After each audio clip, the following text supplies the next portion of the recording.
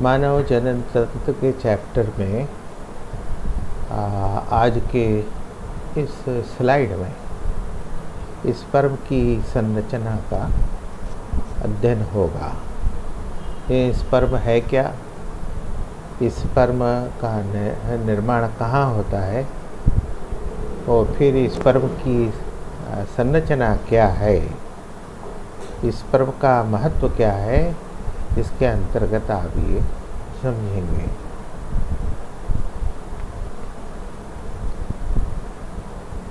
इसके पहले के स्लाइड में हमारे वीडियो में आपने ये समझा कि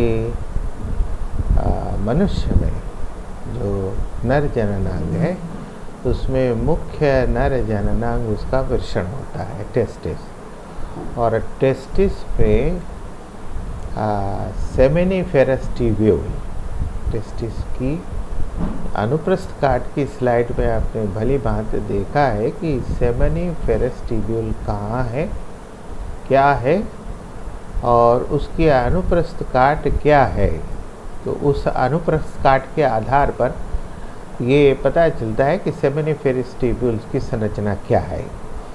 तो संरचना के संबंध में एक बात वहाँ प्रकाश में आई थी, वो ये थी कि सेमिनिफेरस ट्यूब्यूल्स में जो जर्माइनल एपिथेलियल लेयर है, जननिक एपिथेलियम का जो अस्तर है, उसमें दो प्रकार की कोशिकाएं हैं, एक स्पर्मेटोगोनिया और एक सर्टोली सेल।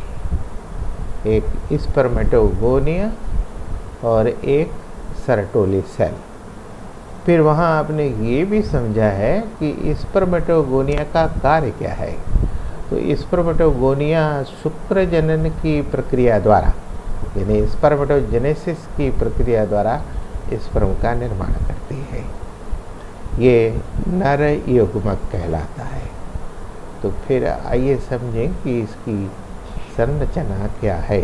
हमने यहाँ चित्र दिया हुआ है, तो इस चित्र को आप ऊपर से पढ़िए, इसका नामांकन देखिए, ये लिखा हुआ एक्रोसोम, उसके बाद ये एक्रोसोम, उसके बाद ये देखिए लार्ज न्यूक्लियस, उसके नीचे ये प्रॉक्सिमल और डिस्टल सेंट्रियोल, उसके नीचे ये माइटोकॉन्ड्रिया, उसके नीचे ये एक्सियल फिलामेंट, उसके नीचे ये पुच्छ टेल, उसके बाद इधर मिडिल पार्ट यानी मध्य भाग, उसके ऊपर ये नेक यानी गर्दन, ग्रीवा, और उसके बाद ये हेड शीर्ष है। तो इसकी संरचना में ये मुख्य चीज़ दिखाई दे रहे हैं। तो इसका मतलब ये हुआ कि जो संरचना है स्पर्म की, उस स्पर्म की संरचना को 3 भागों में बांटा गया है। उस 3 भाग की संरचना में एक हेड है, दूसरा मध्य भाग है और तीसरा जो है उसका पुच्छ है। यानी स्पर्म ये सूक्ष्म दर्शीय संरचना है। इसका पूरी संरचना 3 भागों में बटी हुई है। एक जो सबसे ऊपर की संरचना है, ये इसका शीर्ष हेड कहलाती है। इस हेड में इसके ऊपर एक घुंडीनुमा गोलाकार संरचना है, टोपीनुमा। इस टोपीनुमा घुंडीनुमा गोलाकार संरचना जो है एक्रोसोम कहलाती है।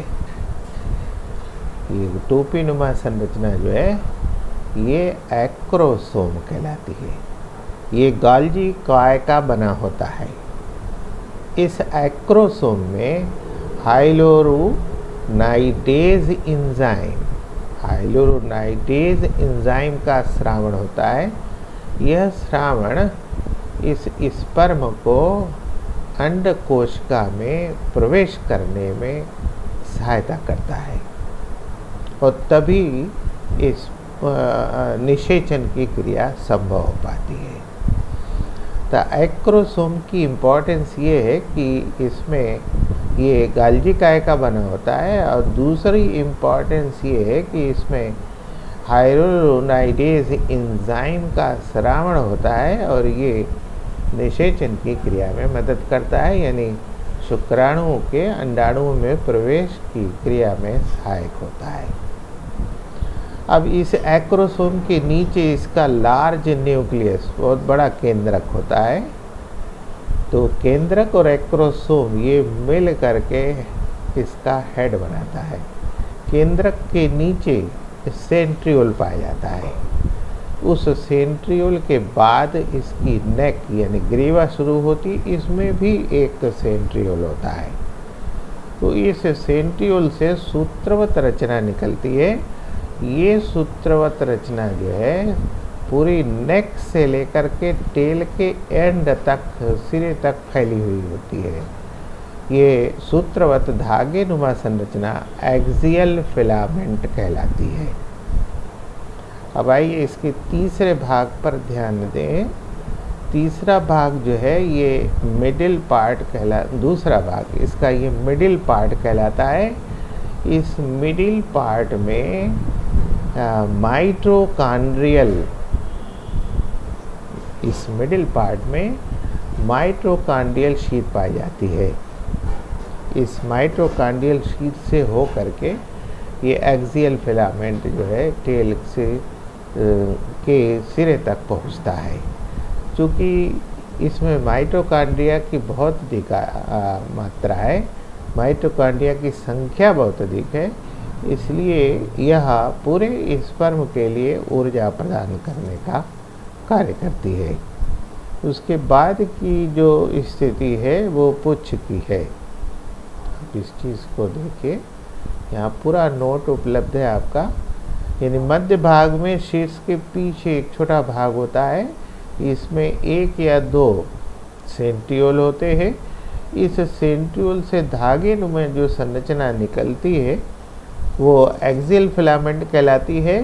ये धागे नुमा संरचना जो है सेंट्रियोल से निकल करके मध्य भाग से होते हुए पुच्छ के अंतिम सिरे तक जाती है। मध्य भाग में माइटोकॉन्ड्रिया से स्पाइरल शीथ का निर्माण होता है, और इस स्पाइरल शीथ से भी एक्सियल फिलामेंट निकलते हैं, जो कि सेंट्रियोल के फिलामेंट के चारों ओर शुक्राणु के अंतिम छोर तक जाते हैं। चूँकि मध्य भाग में माइटोकॉन्ड्रिया की संख्या अधिक है, इसलिए यह ऊर्जा स्रोत का भाग कहलाता है। ये शुक्राणुओं के लिए ऊर्जा प्रदान करने का काम करता है। सबसे अंतिम भाग जो शुक्राणुओं का होता है वो इसकी टेल यानी पुच्छ होती है। ये फ्लैजेला की भांति कार्य करती है, जिससे यह गतिशील हो पाता है। आमतौर से मनुष्य में इसकी गति 1 मिलीमीटर प्रति मिनट की होती है। तो ये पूरी संरचना है शुक्राणुओं की। आमतौर से ये पूरी संरचना जो है बोर्ड परीक्षा में पूछा जाता है। बोर्ड परीक्षा में जो इसमें प्रश्न बनता है तो ये बनता है कि शुक्राणु है क्या, शुक्राणु का नामांकित चित्र खींचिए। ये बहुधा पूछा गया है। कि अभी कभी ये भी पूछा गया है कि मानव शुक्राणु के का नामांकित चित्र बनाते हुए इसका वर्णन कीजिए, यानी मानव शुक्राणुओं का सचित्र वर्णन कीजिए। फिर दूसरी चीज़ ये छोटे छोटे जो इसमें लघुत्तरी प्रश्न पूछे जाते हैं वो ये है कि एक्रोसोम क्या है, इसका निर्माण किस प्रकार से होता है, इससे कौन सी एंजाइम स्रावित होती है और उसका कार्य क्या है। वो तीसरी चीज़ इसमें कई बार पूछे गया बोर्ड में कि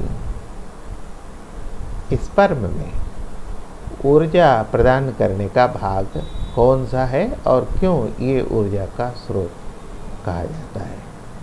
तो बार बार स्पर्म की संरचना बनाइए, उसका नामांकन कीजिए, और तभी ये स्पर्म के बारे में आप विशेष रूप से जान सकेंगे।